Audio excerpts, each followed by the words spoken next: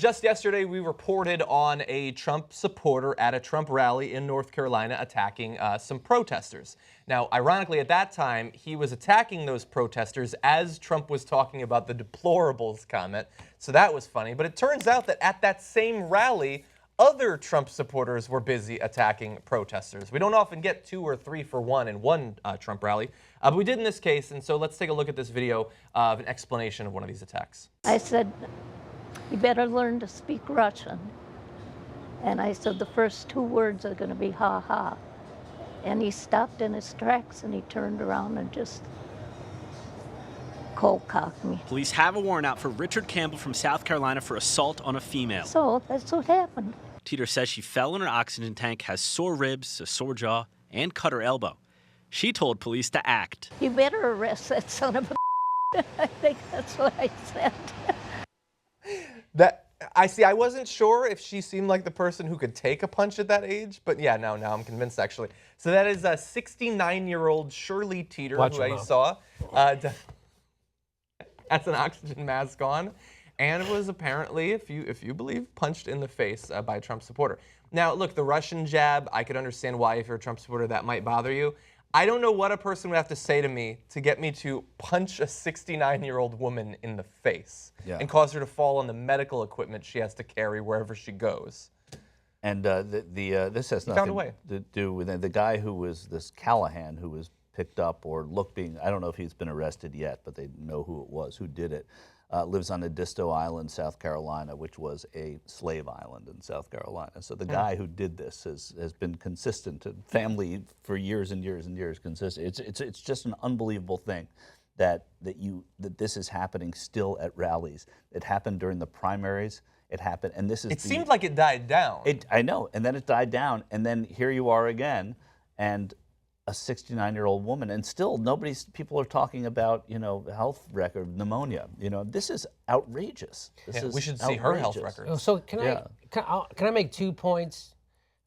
Is that so when this stuff is happening at Trump rallies and he's saying punch him in the face and all, in the old days they'd rough him up, and he's done all that stuff. He's incited violence. He's incited violence. Absolutely. And so why does nothing happen? Again, this is nothing personal against any of the news people, but when he goes on with anybody, and they don't go, "Wow, you're really a maniac," but they don't. They go, "Welcome, Republican nominee." They don't go, "Wow, you're really ruining our country and you're inciting violence." Well, they don't say it that way because it's not sort of up to them to say that, but they did for a while during those rallies, during the primaries, ask him to take responsibility for it. And there were many, many interviews, sort of repeated interviews on TV. I don't know, if they were done perfectly well or not, but I do remember that he was on his heels saying, I don't take that. It's not my fault. These are people coming in. There's a lot of passion in the room. Then they should be called out on it. But he had to answer for a while. But it did, like John said, it died down for a while, and then it seems to. I want to believe you, Michael. But what I've seen is that there was a guy on AM radio in Wisconsin who actually did a real interview with Donald Trump, and it made national news, and that guy's still a national figure because of it. And all he had to do was say, "You're not answering my question." Right. And so I disagree that should be much more commonly said. I disagree. Matt Lauer totally did let the country down, but they put him in there so he would, right? They knew he wouldn't do a good job, and that's why he was selected.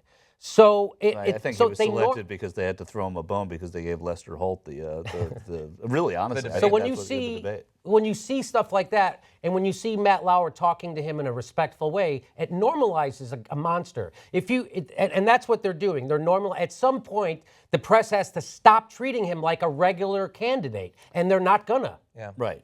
I think from the media's point of view, he does so many things that should have that reaction where this is the only thing we talk about when you come on. But he does so many that it's just like you're just like scrambling to catch up to the last reprehensible thing that he said or did. But the inciting the violence should be one of the easiest to oppose. Easiest things to get. And because you have video of him saying these things. Yes. The other part, I'm asking a question of you guys. Do you think, though, he's the nominee now, right? He's the Republican nominee, and he has been for a while. Do you think it's up to them to call him a maniac? Or, how do you, Yes, a clown. They go, "Wow, for instance, I saw that guy Milos. I don't know how to say his last name. Yeah. He was interviewed on ABC, right? Because that's an important story. Right. And he started off the interview by saying to the guys, he asked him a question, if that black woman was sitting here, would you call her a man? And he said, yes, I would.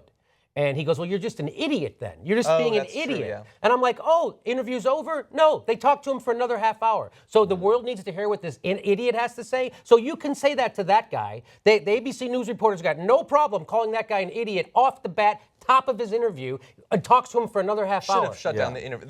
Calling him the idiot's a good first step. Shutting down the interview. And they should shut down interviews with Donald Trump. No, you're lying. You should say, hey, can you ever show us? Well, that would be good, actually. They should shut down. Shut down. Can you point to us where that video is of the Muslims cheering? No, interview's over. Yeah. Until you find that, but they won't because it's different, ratings. That's more journalism. Well, this is what I'm saying. A maniac. This is what I'm saying. They need to go. Yes, they need to not let him come on and lie. And when he lies, they go, "You're lying." Right. They won't do that. They'll go. They'll do things like Hugh Hewitt does. I know what you're trying to say is this, right? Yeah.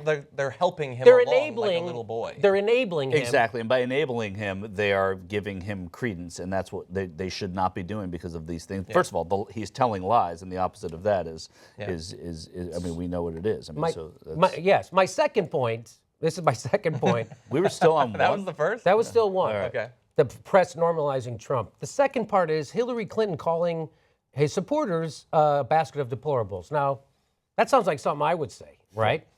And we all know that was a gaffe, that she shouldn't have said that, even though a lot of it is true. She should have said it in a different way. But you can't be in bed sending out emails bragging that war criminals are endorsing you and then wag your finger at somebody because they're a racist. It doesn't work. You can't say, Henry Kissinger, a certifiable war criminal, is my buddy, and John Negroponte just endorsed me. Everybody should be thrilled. But those people that like Donald Trump there's something wrong with them. You can't do this. And it points again to the horribleness of her candidacy. Not only is she a flawed candidate, she's a horrible, horrible politician. And she's got hubris, which makes her make all these mistakes. And she's wagging her finger at somebody in a disingenuous way because she doesn't give a shit how horrible of a person you are. If the more horrible you are, the more she likes you.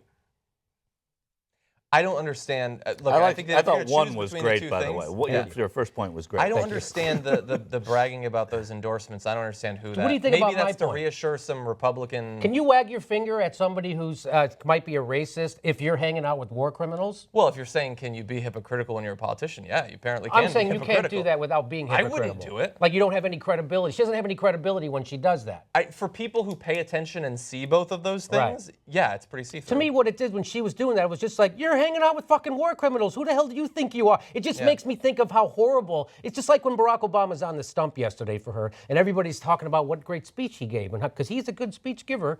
And but when he's up there and he's saying stuff about, Putin has high poll numbers. So of course, if you control the media and you jail dissidents and you have a surveillance state, you can get a good poll number. And I'm like, that's all the shit you do. His donors control the media. He has a surveillance state going right now, unconstitutional, and he jails dissidents. You're doing so these people are so flawed that we're supposed to be angry at the stuff they're doing, but not that they're doing it. We're only supposed to be angry when other people do it. And that's the failure of the left. And that's why our country's crumbling. Well, the biggest problem I have with what he said was that poll was just BS. It was a think tank in Moscow. It doesn't actually mean anything. There weren't multiple polls. Like, doesn't that jump out? Right. That doesn't jump out to you to hear when Barack Obama complains about stuff like that. It's like, no, you're a right-winger right now imposing a surveillance state. You're jailing dissidents who are telling us about the criminality inside of our own goddamn government. I think it's still better than Putin.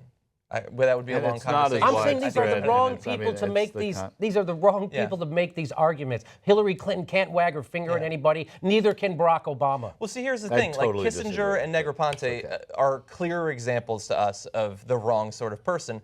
But look, I mean, all the people who vote for these wars have some moral culpability for the things that are done during them.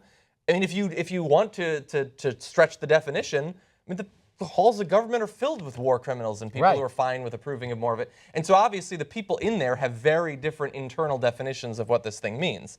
I think that it has caused them, this bubble that they're in, to not even see the more extreme versions, the clearer versions, and to still think that George W. Bush and Dick Cheney are they're just politicians. They haven't done anything especially wrong, when obviously they've gone above and beyond in terms of the things that they were okay with in terms of war and torture and all of that. Yeah, from the outside, it looks ridiculous.